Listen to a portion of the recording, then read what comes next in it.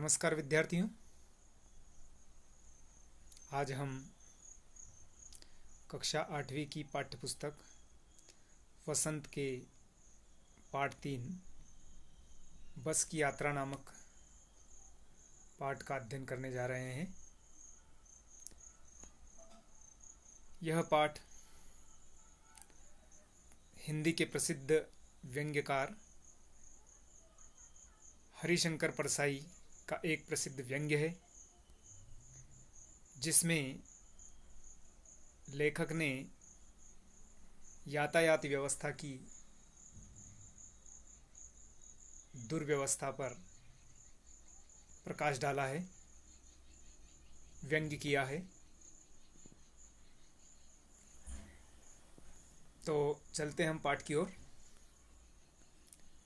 लेखक कहता है कि हम 5 मित्रों ने तय किया कि शाम 4 बजे की बस से चले। पन्ना से इसी कंपनी की बस सतना के लिए घंटे भर बाद मिलती है। लेखक अपने मित्रों के साथ पन्ना के लिए रवाना होता है। लेखक का कहना है कि पन्ना से सतना के लिए इसी कंपनी की बस मिल जाती है, जो जबलपुर की ट्रेन मिला देती है। सुबह घर पहुंच जाएंगे। हम में से 2 को सुबह काम पर हाजिर होना था, इसलिए वापसी का यही रास्ता अपनाना जरूरी था। हाजिर यानी उपस्थित होना था। लोगों ने सलाह दी कि समझदार आदमी इस शाम वाली बस से सफ़र नहीं करते। यहाँ सफ़र शब्द है, सफ़र शब्द का अर्थ होता है यात्रा। तो लेखक ने प्रश्न उठाया कि क्या रास्ते में डाकू मिलते हैं?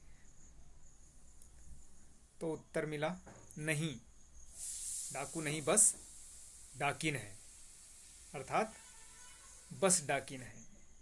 डाकिन मतलब डराने वाली। लोगों से सलाह मिली थी लेखक और उनके मित्रों को कि इस बस से यात्रा न की जाए।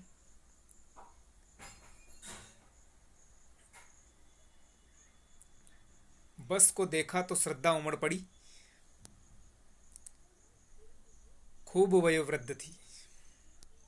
लेखक ने कहा है कि बस को देखते ही श्रद्धा उमड़ पड़ी, मतलब बस की स्थिति देखकर लेखक के मन में आदर सत्कार का भाव और उसके मित्रों के मन में आदर सत्कार का भाव उमड़ पड़ा।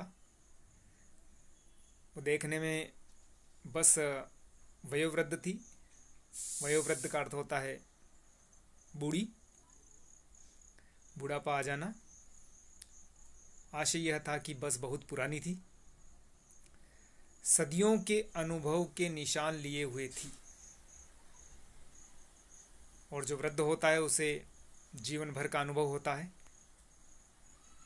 उसी प्रकार बस को भी देखकर ऐसा ही लग रहा था कि उसे भी बहुत अनुभव है। लोग इसलिए इसे सफ़र नहीं करना चाहते कि वृद्धावस्था में इसे कष्ट होगा। लेखक का मानना था कि लोग इस बस से इसलिए यात्रा नहीं करते होंगे क्योंकि इसमें यात्रा की जाएगी तो वृद्धावस्था में इससे कष्ट होगा। यह बस पूजा के योग्य थी, उस पर सवार कैसे हुआ जा सकता है। तो लेखक का मानना यही था कि जो वृद्ध होता है वो पूजनीय होता है। बस भी बहुत पुरानी है, इसलिए वह भी पूजनीय है, इसलिए उसमें यात्रा करना उचित नहीं होगा। इसलिए लोग ऐसा कह रहे थे कि इस बस से यात्रा न की जाए।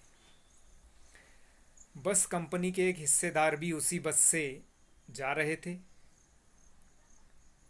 हिस्सेदार यानी उस कंपनी में साझेदारी थी उनकी। वह भी उसी बस से यात्रा कर रहे थे, लेखक और उसके मित्रों के साथ। हमने उनसे पूछा, यह बस चलती भी है? वह बोले, चलती क्यों नहीं है जी, अभी चलेगी। हमने कहा, वही तो हम देखना चाहते हैं। अपने आप चलती है यह? हाँ जी। और कैसे चलेगी? तो बस के जो साझेदार थे उनसे लेखक ने प्रश्न किया था कि यह बस चलती भी है या नहीं। तो उन्होंने उनसे उत्तर मिला, क्यों नहीं चलती है, देखो अभी चलेगी। गजब हो गया, ऐसी बस अपने आप चलती है। हम आगा पीछा करने लगे।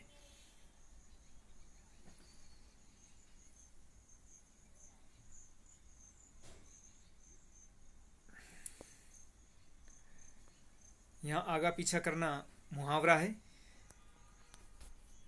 यानी आगा पीछा करना मतलब दुविधा में पड़ना। डॉक्टर मित्र ने कहा, डरो मत, चलो, बस अनुभवी है, नई नवेली बसों से ज़्यादा विश्वसनीय है, हमें बैटों की तरह प्यार से गोद में लेकर चलेगी। लेखक और उनके मित्र बैठ गए। जो छोड़ने आए थे वे इस तरह देख रहे थे जैसे अंतिम विदा दे रहे हैं। उनकी आंखें कह रही थी, आना जाना तो लगा ही रहता है, आया है सो जाएगा। राजा, रंक, फकीर। आदमी को कुछ करने के लिए एक निमित्त चाहिए। तो लेखक और उनके मित्र बस में बैठ गए। लेखक को जो उनके मित्र या रिश्तेदार जो छोड़ने आए थे, उन्होंने उन्हें ऐसे विदा किया जैसे कि अंतिम विदाई दे रहे हो। और उनके भावों से ऐसा लग रहा था कि जो भी इस संसार में आया है उन्हें जाना ही है, चाहे फिर वो राजा हो या रंक हो या फकीर। बस जाने के लिए कोई कारण चाहिए।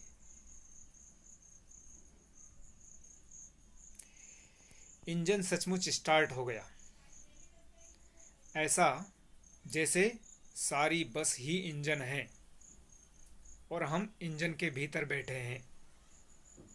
कांच बहुत कम बचे थे, जो बचे थे उनमें हमें बचना था। फौरन खिड़की से दूर सरक गए। इंजन चल रहा था, हमें लग रहा था कि हमारी सीट के नीचे इंजन है। बस स्टार्ट हो गई और जब स्टार्ट हुई तो लेखक और उनके मित्रों को ऐसा लग रहा था कि वह वास्तव में बस में बैठे हैं या इंजन में बैठे हैं, क्योंकि पूरी बस ही इंजन की तरह हिल रही थी। बस सचमुच चल पड़ी और हमें लगा कि यह गांधी जी के असहयोग और सविनय अवज्ञा आंदोलन के वक्त अवश्य जवान रही होगी।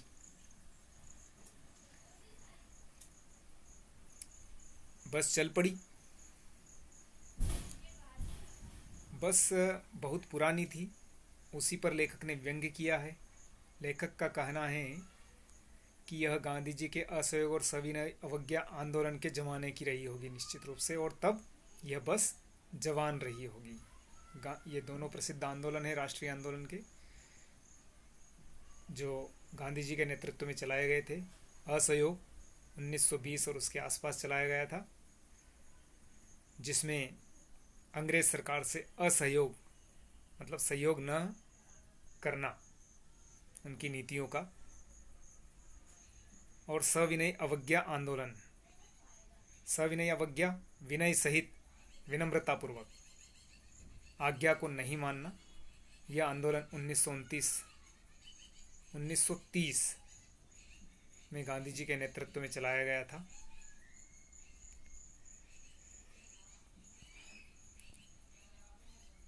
उसे ट्रेनिंग मिल चुकी थी। हर हिस्सा दूसरे से असहयोग कर रहा था। पूरी बस सविनय अवज्ञा आंदोलन के दौर से गुजर रही थी। सीट का बॉडी से असहयोग चल रहा था। कभी लगता सीट बॉडी को छोड़कर आगे निकल गई है, और कभी लगता कि सीट को छोड़कर बॉडी आगे भागी जा रही है। 8-10 मील चलने पर सारे भेदभाव मिट गए। यह समझ में नहीं आता था कि सीट पर हम बैठे हैं या सीट हम पर बैठी है।